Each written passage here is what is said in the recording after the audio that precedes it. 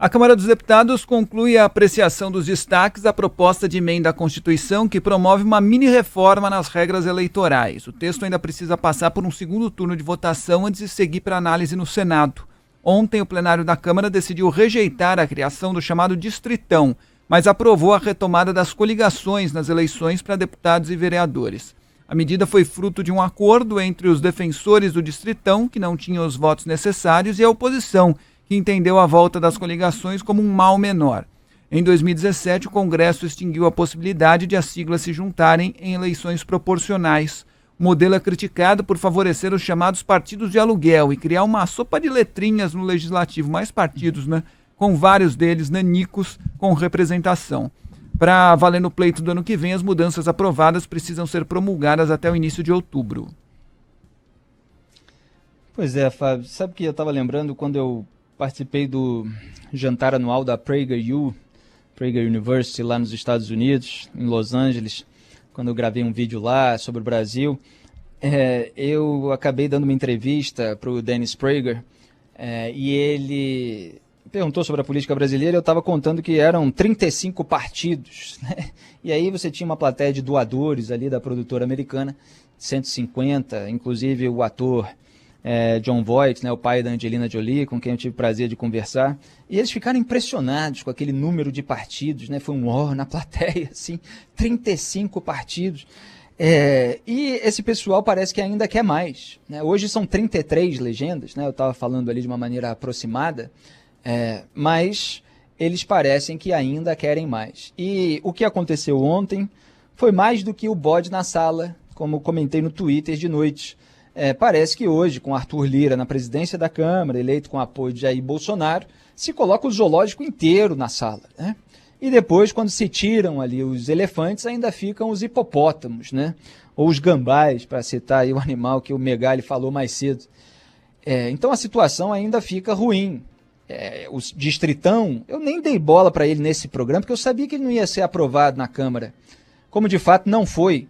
Então a gente focou aqui em assuntos mais importantes, mas ele foi usado para que houvesse a volta das coligações, quer dizer, aquele mecanismo para que os partidos de aluguel atuem e as legendas pequenas consigam o seu espaço, e que é um mecanismo que pode causar muitas injustiças com o próprio eleitor, porque o eleitor vota em um determinado candidato porque concorda com determinadas ideias, ele é a favor de determinadas pautas, etc. E aí todo o cálculo que se faz depois a partir desses votos pode trazer para a Câmara dos Deputados os candidatos puxados por esses votos que tenham ideias completamente diferentes, porque eles são de outros partidos. Quando isso acontece com uma proporcionalidade só dentro do mesmo partido, onde já existem divergências, você tem uma minimização desse dano. Agora imagina o sujeito que vota porque fulano tem uma determinada posição a respeito da criminalidade, a respeito do aborto, a respeito das drogas. Aí vota no sujeito, o sujeito tem muito voto e tal, e ele acaba levando lá o sujeito que tem a posição exatamente contrária. Às vezes entre 2, 3 que tem a posição contrária.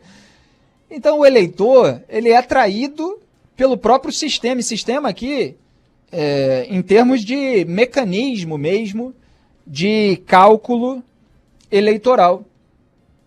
É óbvio que isso só é feito porque traz determinados privilégios para a classe política, que pode ali barganhar apoios e conseguir uma utilização melhor das verbas que são liberadas, tudo isso que a gente está vendo ser preparado para a eleição de 2022. Ainda tem um agravante nesse caso, que é o de o fim das coligações não ter sido aprovado há pouco tempo e só ter sido testado na eleição municipal de 2020, aquela em que o petismo e o bolsonarismo derraparam, né, diga-se de passagem.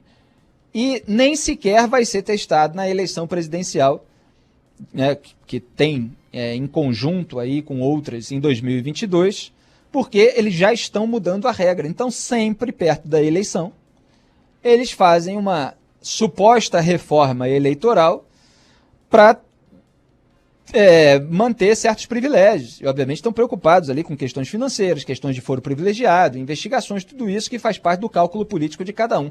Então você tem esse problema de que os legisladores são os próprios políticos interessados em serem eleitos. E o mecanismo de criação das leis no Brasil não tem muitos impedimentos em relação a isso. Você tem, no máximo, uma quarentena, né? Um prazo. Um dos motivos da pressa, a pressa indevida com que isso foi aprovado, é que precisa estar aprovado até um ano da eleição para ser implementado na eleição. Só que, obviamente, podia ter sido debatido durante meses e tal, e não pautado de urgência, de noite, pelo Arthur Lira, sem o debate com a sociedade. Quer dizer, ninguém nem entende direito esse negócio de distritão, de coligação, até do voto proporcional que já existe há muito tempo. As pessoas têm uma grande dificuldade de entender, porque exige ali todo um cálculo do coeficiente eleitoral e tal. Mas nada disso é debatido, eles vão tratorando, vão atropelando, enquanto o presidente está lá jogando a cortina de fumaça, literal e metafórica. Literal porque é aquela que sai dos tanques velhos da Marinha na patética parada militar que vai entrar para a história da patetice, né, do ridículo.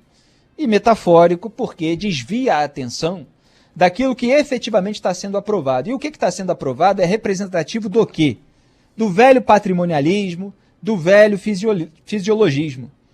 É isso que Jair Bolsonaro está ajudando a avançar durante o seu mandato, com todas essas alianças que ele construiu e com todos esses diversionismos nos quais ele incorre. Porque boa parte aí, da imprensa, mesmo aqueles setores que participam alegremente da Frente Ampla pela Impunidade, demonizando operações anticorrupção, procuradores, juízes, etc., eles se unem aí em defesa da democracia a partir das ameaças que o Bolsonaro faz. E não estou dizendo que esteja errado cobrar as devidas providências para que a gente não tenha aqui no Brasil aquilo que aconteceu nos Estados Unidos. Eu mesmo tenho cobrado tudo isso. Agora, sem deixar de constatar que tudo isso serve também para encobrir, para acobertar essa indistinção entre o que é público e privado por parte da classe política, por parte da família Bolsonaro, essa manutenção de todos os privilégios e essa absoluta desinibição para os gastos públicos, para a gastança, esse lado perdulário dessa geração da política brasileira, enquanto há todo um imbróglio para aprovar auxílio emergencial durante a crise, para turbinar a Bolsa Família. Aí eles vão tentar oficializar lá a pedalada nos precatórios e tal, enquanto eles, quando é para eles mesmos, eles aprovam numa noite bilhões de reais, como aconteceu com os 5,7 bilhões de reais de fundo eleitoral, que tem gordura para queimar, e o Bolsonaro bota 4 bilhões e diz que ele reduziu, que é mentira, dobrou. Eram 2 bilhões e já era um absurdo. Eu estava combatendo quando aumentaram para 1,7 bilhão. Aí depois 2, agora 4. Que é sempre assim, é o bode na sala, agora é o zoológico inteiro, repito. O Congresso se movimenta para aumentar ainda mais o dinheiro destinado aos partidos para a eleição do ano que vem. Além daquele fundo eleitoral de 5 bilhões e 700 milhões de reais aprovado no âmbito da Lei de Diretrizes Orçamentárias, os parlamentares se preparam para votar outras 2 medidas.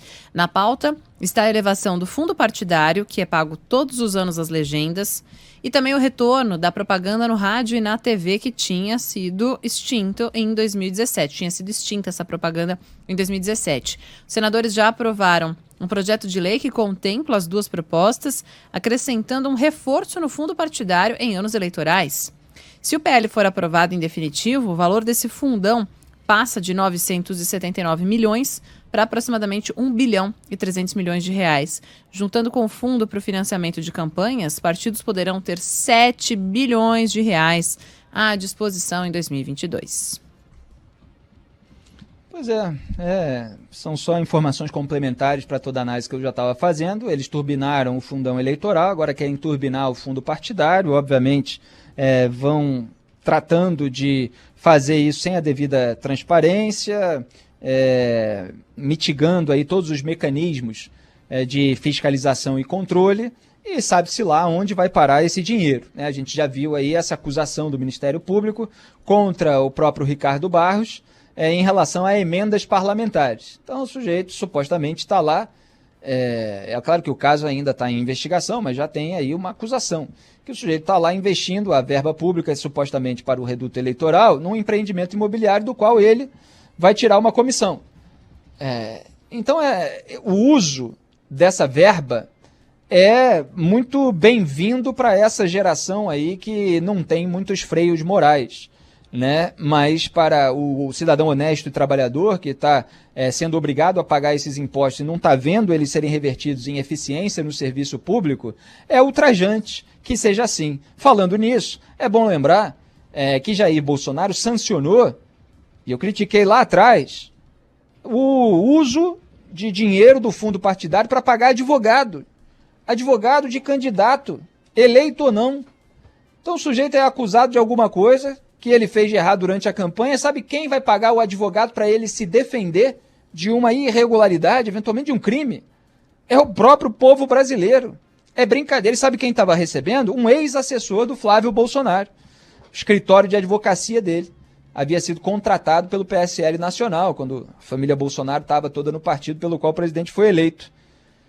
Um sujeito que foi citado, aliás, pelo Paulo Marinho, naquela denúncia de vazamento de informações da Operação Furna da Onça para a família.